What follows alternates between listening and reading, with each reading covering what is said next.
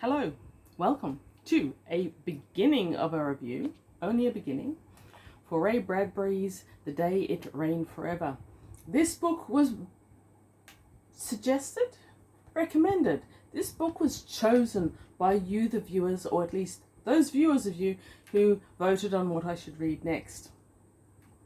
Now, from the select number of books that I had, Ray Bradbury's The Day It Rained Forever was selected. I've got this gorgeous little old penguin edition with that phenomenal cover.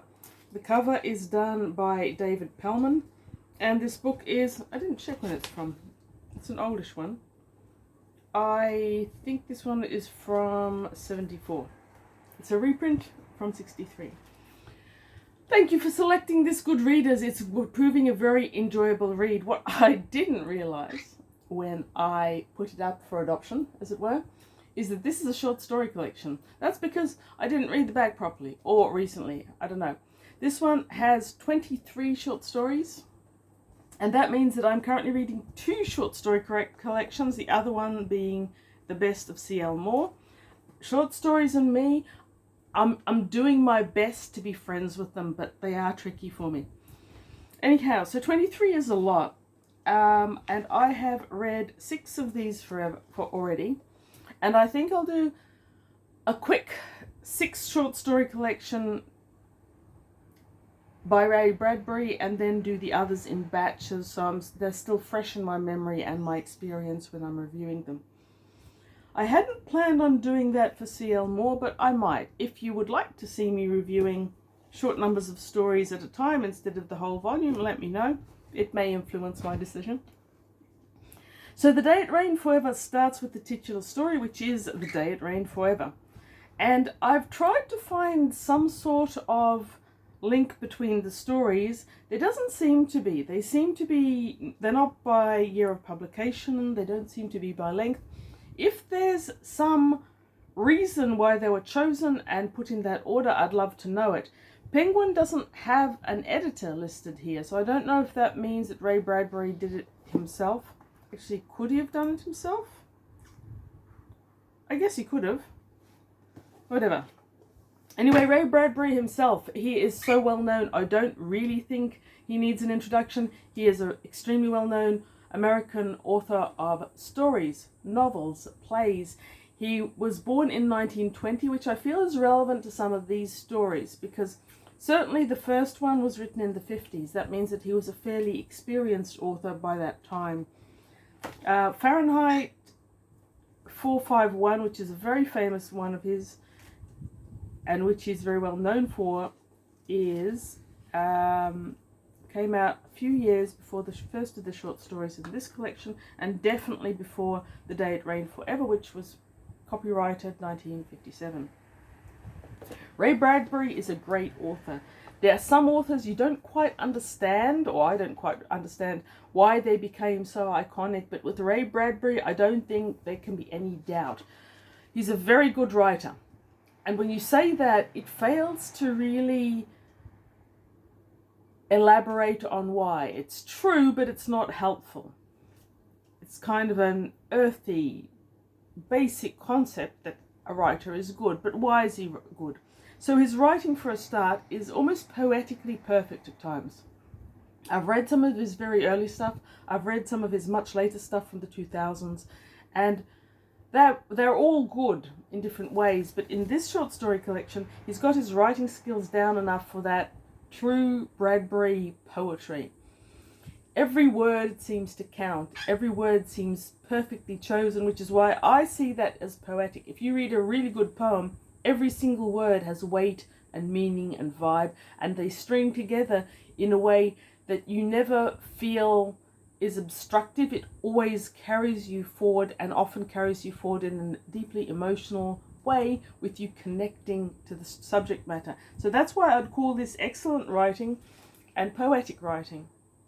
But then you've got the concepts. I think everyone thinks of Bradbury as a concepts man, and he is. And in short stories, that allows him to bring forward a specific concept, explore just that in whatever way he chooses to do it. So getting back into short stories is allowing me to explore more about Bradbury and more other authors that I miss out on by not reading short stories. So one idea per story really works well. Then you've got the ineffable. That is that almost liminal, if you will, that atmospheric element to a story that makes you sink into it emotionally and mentally, or emotionally or mentally, and become thoroughly absorbed in what is happening there. It becomes an experience you're having rather than something that you're reading about. So if I pick up a history book, it is almost certainly going to be a mental experience, something I'm reading about, something I'm learning from it. Then you've got these other books or other stories where you sink into them and you have the emotional experience that either the characters are having or that the author is giving you through that story. Okay, I could rant on about that a lot, and I won't. The first story in this collection is the titular, The Day It Rained Forever, from 1957. And I'm not sure if I've read this one before or not. If so, it was a very long time ago when I was young and I couldn't quite get the cadence and the pacing. In this book, you've got three old men, and coming from where I am as a reader, I really love the fact that these characters are old. Bradbury wasn't old when he wrote it, but he allowed age and the things that come with age to have their own characterization and their own story to tell. And a lot of authors do stick to younger characters. So, love that. These three men are in this hotel, which is owned by one of them. The other two have been residents there for like, I think it's 50 years, he says it's one stage, maybe 30 years. It's dry, it's hot, and he describes that hot stillness of air where it's so still that you almost can't breathe. It's so hot you don't feel that you would get anything from it. He describes this rundown, tired hotel in the middle of nowhere in this desert, and the description there was awesome. Anyone who likes deserts or has been to deserts is going to start breathing heavier from the heat that creeps out of the story and into your mind. The three of them are waiting for the rain, and the rain comes every year on one particular date, and the hotel owner, who by the way has never seen a cent of rent from any of them, keeps saying yes, it will come on January the 29th, so it's very appropriate for this month, and it will come on the 29th, it will come on the 29th. One of them gives up and goes to his room and just lies there in despair, soaking in the heat and the sweat of it all.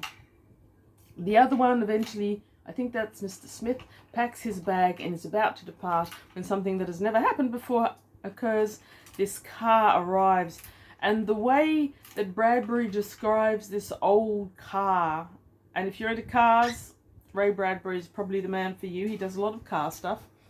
This car arrives and an old woman is sitting there, and we hear her story. She's lived her whole life doing things that she's meant to do in this place, and she decided to get in the car and go to, I think it's California, and be renewed, as it were.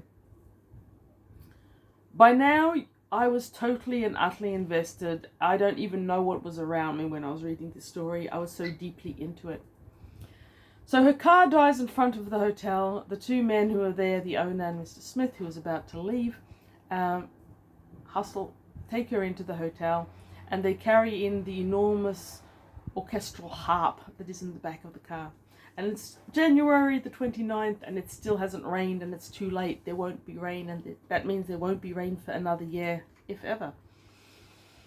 And then she plays, and the way he describes the playing is phenomenal, but the effect on the people is the same as it would be rain. So music is the ease of the heart that rain would bring to people in the desert.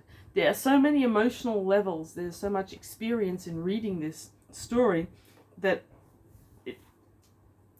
it's excellent. If you're looking for a story to buddy read and discuss with other people, I think this is probably a story that you could discuss a lot of. Anyhow, so this is the story of The Day It Rained Forever, but not a drop of rain actually fell. Music, however, did. Second story I read was In a Season of Calm Weather. Oh, that was amazing too. So if the first story was about music, this one is essentially about art. You've got two people who've just arrived for their holiday, husband and wife. George and Alice Smith detrained at Biarritz one summer noon, and in an hour had run through their hotel, onto the beach, into the ocean, and back out to bake on the sand. So it seems a very innocent, very mainstream type of experience and people. But there in Biarritz, apparently, George is intoxicated by art, but especially by one particular artist. And he has heard that this particular artist, is it spoilery to say which one? No, it isn't. Pablo Picasso, is down the coast somewhere, and he's kind of holding his breath. Will he encounter him? Will he bump into him? What would he say? He dreams of owning a Picasso painting, but he knows he never will, because at the stage when this was written in 1957, clearly there were already paintings that you had to mortgage your house to even look at. I too would be perfectly happy to own a Picasso. And then I'm not going to tell you what happened, because reading it breath by breath, minute by minute, made my heart beat. But what happens when you've got an artist who lives for his art and for nothing else, and he walks on the sand or creates ephemeral art? We think of painting as being art that lasts. Once it's on the canvas, it's there for a good long time. Bad things can happen to it. But it's something that is retained in a way that music never was until we started recording it. Music on the air and music live is still an experience that pre-recorded music isn't. How would you make art a non-recorded experience? That's what In a Season of Calm Weather is about, and I absolutely loved it. And yeah, fantastic. Short story number 3 was The Dragon. Now, I have read this one before a very long time ago, but I kind of saw it coming. I won't tell you what it is in case you plan to read it without finding out what happens, which I recommend. But it starts with 2 knights with their destriers, their horses and their lances and everything. They're waiting in this particular pass because there's a dragon that's terrorizing the countryside and is killing people and throwing their bodies through the air to be found the next day. And it's the dialogue between them as they wait for this moment that may be their crowning glory, but is more likely to be their end. It's their anxiety, their experience. And this one is pure science fiction with timey-wimey stuff. And the ending is kind of brutal. Brutal in an understated way, not one of the really violent ways that I believe will be happening later in this book in some of the stories. Do recommend The Dragon. I honestly can't say that any of these stories can be rated against anything but other than Ray Bradbury stories. So no star ratings on those. Okay, so the 4th story I read from this collection was The End of the Beginning. And this is pastoral fiction. I never knew pastoral fiction was a thing until I heard about it in 2025. But science fiction, pastoral fiction is what Simak apparently writes, and this is what I would argue this is. So we've got 2 individuals who are just hanging around their house, and it does feel very pastoral, and he's mowing the lawn. They are written kind of like they're older people. I don't think they are. I think that in 1956, what people considered an old person is essentially what in 2026 we're thinking as someone beginning their life, their adult life, free of encumbrances. Anyhow, you get this 2 old folk at home vibe, and he's mowing the lawn, and she tells him to come and sit down because it's growing dark, and he can't sit still because this event that's going to happen is so imminent and so important and so exciting. Turns out that the event is a rocket going up into space with probably their son. Probably. And that rocket is going to go and build the very first space station. And the reason I'm not sure if it's their son or not, there seems to be this collective belief in a social event. Is he their son or is he everyone's son? I think he's their son. I think Bradbury has another story that does this to you. You're not quite sure who belongs to what or what's happening. Anyhow, so you've got these two people and they're sitting there and they're waiting, they're counting down for the rocket to launch, and they see the launch and they're musing about the effect of that on the world. So they're talking about inside their head, or to each other, one or the other, how this is the end of a whole era, how all of the history of humanity that has been based on the earth, kingdoms rising and falling, countries doing their thing, now ends with this 1 second where all of a sudden humanity is no longer stuck on earth but is space-borne. So the word that he's looking for is the Anthropocene, which is a proposed new geological epoch marked by significant human impact on the earth. But perhaps it wasn't proposed yet in 1956 when this came out, and it's a whole lot of intellectual musings, and there's a nostalgic naif feel to the whole thing. And then he gets into space, they're sure everything's okay, and that's what the story is. So it's kind of interesting and far more sociological, I guess, than the two previous stories. The next one is very interesting. Story number 5 is The Wonderful Ice Cream Suit. And this is essentially a very, very emotive story. So you've got these 5 people who are all too poor to own a nice set of clothes, and they all want to own a nice set of clothes. They are sitting there envying guys with women on their arms who can go into certain places, and they're all dirt poor and they can't. Now, one way in which this might date a little bit, and not being American, I'm not sure of some of those nuances of social acceptance, but this one starts, it was a summer twilight in the city, and out front of the quiet clicking pool hall, 3 young Mexican-American men breathed the warm air and looked around at the world. So again, you've got that atmosphere, very warm, not maybe terribly wealthy area. I don't know if that description has dated it or not, but he's talking about a particular class and particular type of experiences that they have. Anyhow, it's a really unique concept. So some guy comes running out to our main protagonist. Insofar as this one has a main protagonist, it kind of does. And he measures him up and down, and it turns out that he's exactly the same size in skeleton and weight as a few other guys. So, including the measurer. The measurer is called Gomez. The guy he's measuring, I believe, in the beginning of the story, as I believe Martinez. He's seen this gorgeous suit, this white, silky suit, like this product of desire almost, and certainly of craving, in a menswear shop. He can't afford it, but if he can get 6 people together to each give in $10, then they can afford it, and they'll have this one suit that they can each wear one night of the week.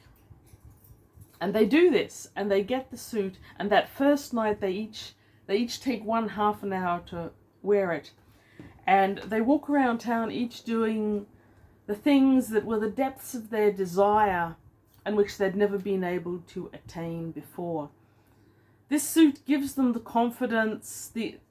It's not quite a MacGuffin in this scenario. It's kind of like a quality and a quantity of your internal life, because it's about reaching to be more than you are, and maybe finding that more than you are is actually already there.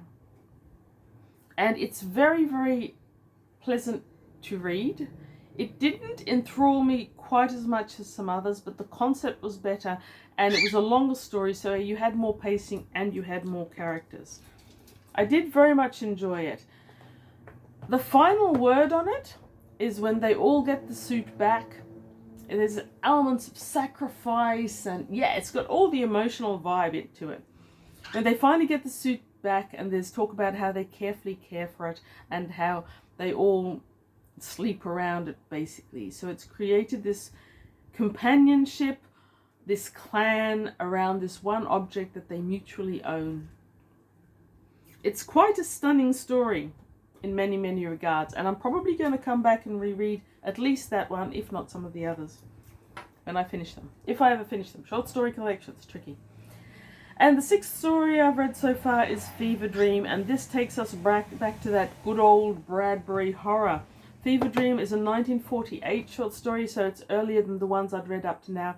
I think in some ways that shows the writing is perhaps not quite as meticulously perfect, but it is still a really good creeping horror. So we start with this 15-year-old boy, Charles, who's ill, and again, Bradbury uses words and phrases to set a scene that is one that you can visualize exceptionally well. So he's got freshly squeezed orange juice on the side of his bed all the time. It's clearly much further back in the day when there wasn't much in the way of medicine. I think it's scarlet fever he's got, and the doctor comes to visit him. And then all of a sudden something happens, and he feels his hand slowly mutating, becoming someone else's hand. And when the process is finished, and it sounds like it's quite painful and very odd, his hand rests on the cover and everyone can see it and say that your hand is there and it's fine. His mother says you can feed himself. He says, I can't, I don't have a hand. She says, it's right there. And slowly it keeps going throughout his body. Ray Bradbury horror, the creeping horror that he does so very well. Anyhow, that's where I'm up to right now. Thank you for watching, if you're still watching. Mention if you'd like to see me doing the same to C.L. Moore's stories one by one. They are very meaty. And yeah, there's going to be some short story reviews in the future by the look of it. Thanks for watching. Read good books. Read Ray Bradbury, because man, can he write well. Thank you.